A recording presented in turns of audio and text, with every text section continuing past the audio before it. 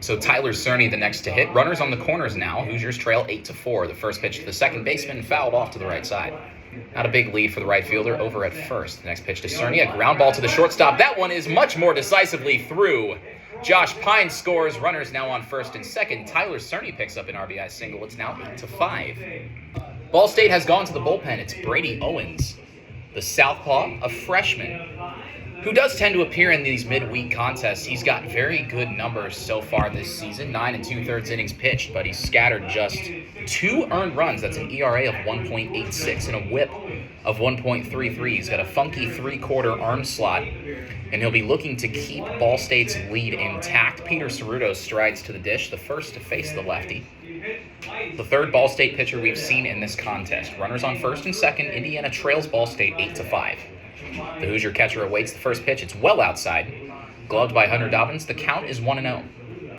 The next pitch from Owens. Swinging a fly ball, drifting into the right field corner and sinking quickly. That ball is off the top of the wall. They say it's fair.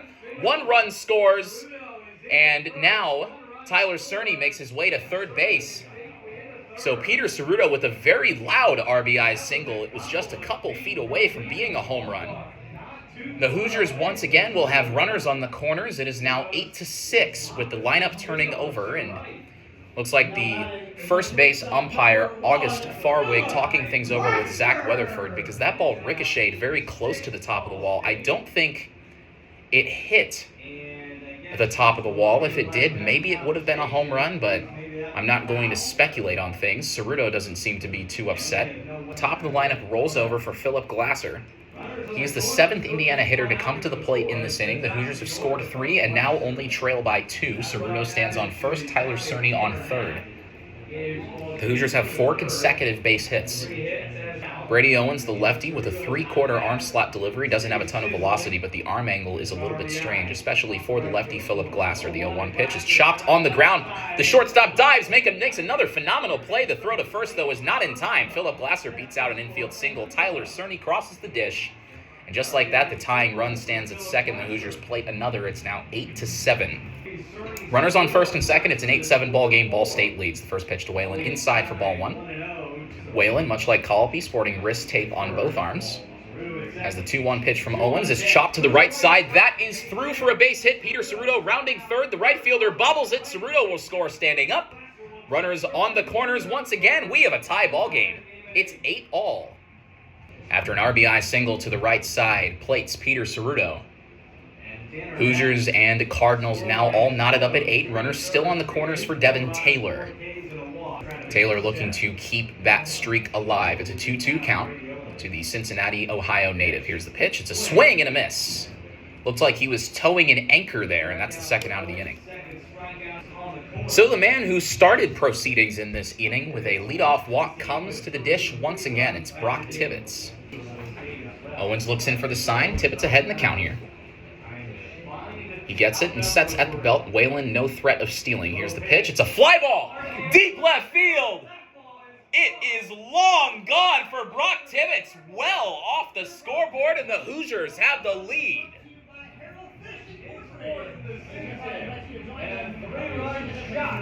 The second time he's hit the scoreboard this season, that one as decisive as they come. The Hoosiers now lead this ball game 11-8. They've scored 8 in the inning. And perhaps an exclamation point there from Brock Tibbetts because that ball was clobbered over the left field wall. Speaking of guys who can hit baseballs a long way, it's Carter Matheson the next to hit. Hoosiers now lead 11-8 as Matheson takes a curveball for ball 1. And they now lead by 3. Once again, the bats keeping Indiana's pitching in this ball game. 3-1 to Matheson, a check swing, no swing, it's ball 4. So Matheson reaches for the first time in the inning. He's now 1 for 2 in this inning and 1 for 2 on the day. And it looks like Ball State head coach Rich Maloney has seen more than enough. We're going to have our second pitching change of the inning. Zach Lane, the Ball State second baseman, hitting in the 9 spot. Ahead in the count 3-1. That one is clobbered into deep left center field. Going back are Taylor and Whalen. Taylor on the track makes a running catch and holds the runners where they are thanks to a nice throw back into Philip Glasser. Devin Taylor flashing the leather out and left. It's a very loud first out of the inning. He's walked and grounded out twice, both to the right side. his pull side as the left-handed hitter takes a called strike on a slow breaker from Katsky. One away in the frame, Hoosiers up by 3 over Ball State. The next pitch from Katsky. Swinging a fly ball, drifting towards the Indiana dugout. Pine coming on. He's got room on the warning track, and he tracks it down in foul territory for the second out of the inning. And now, the other man who has not hit safely in this contest, Adam Tellier, stands in. He has walked twice and struck out. 2 on, 2 out in the inning. Next pitch from Katsky, a bullet, deep left field, over everything. And just like that, this ball game is tied at 11. A monster home run for Adam Tellier.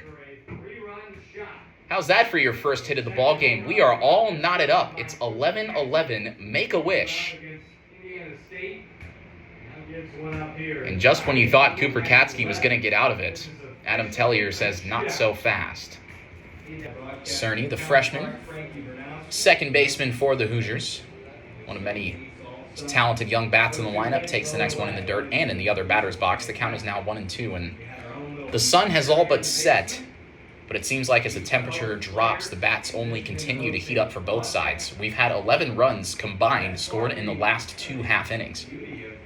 The 1-2 to Cerny. Swing and a miss on a pitch in the dirt. Dobbins can't find it. It's under the umpire's foot, so he'll go to the inside of the first base line, but it pulls the first baseman off the bag. And Tyler Cerny reaches on a strikeout and a wild pitch. And the umpire didn't get out of the way all that quickly. I wonder if maybe that's what Maloney was talking about. First pitch to Ceruto is chopped to the shortstop. He'll go to second for 1. On to first. It's dug out. And it's a 6-4-3 double play. So just as quickly as a man reaches, he is retired, and that ends the frame here in the 5th. So we'll go to the 6th as the Hoosiers go down in order. Katsky surrendered a 3-run blast that saw this ball game get tied up in his first inning of work. He'll be looking to keep the Ball State bats quiet, though, here. Facing 4, 5, and 6 in this Ball State lineup, Decker Scheffler the first to face Katsky. That's a backdoor breaker in for strike 1, and Scheffler takes exception to that. Says some not so nice things to the umpire and then hops back in. The 0-1 from Katsky. Swing and a miss on another off-speed pitch, and Scheffler is quickly in an 0-2 hole. Tyler Cerny well on the right field grass. Very much shaded to pole on the right side of the infield. Katsky finds the grip on the pitch he likes, the 0-2. Swing and a miss on a changeup. Decker Scheffler, good morning, good afternoon, good night. It's a very quick out number 1. Flood patrolling left field saw Brock Tippett's 3-run blast go well over his head back in the 4th inning. Sure he wouldn't mind returning the favor here. That one, though, was chopped to the left side. Pine makes a play. He'll throw from foul territory. Brock Tibbetts comes off the bag, tags the base runner for out number 2. Very heads-up defense by Brock Tibbetts. The throw from Pine pulled him towards home plate, but Tibbetts applies the tag to Logan Flood. And Cooper Katsky is now 1 out away from a 1-2-3 6th inning. And now we'll have time called. Jeff Mercer is out of the dugout. Cooper Katsky is out of the ball game. We're going to have a pitching change here at the Bart. Count is 2-1 from Foley to Gregory. A Tuesday night slugfest in B-Town. Very healthy crowd on hand. Spring is fully in full swing, I suppose you could say, as the next one is dotted on the corner at 82, and the count is even at 2-2. Game time temperature started around 75 degrees. It's dropped to 64. Very comfortable night here in Bloomington. Foley, I'm sure, is not comfortable on the bump. Very high leverage spot. He gets a swing and a miss. Nick Gregory goes down on strikes.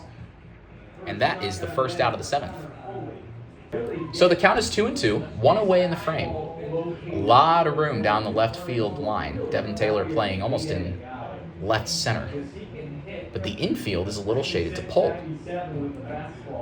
So if you average the 2 out, it's an anti-shift. Here's the pitch to Tellier.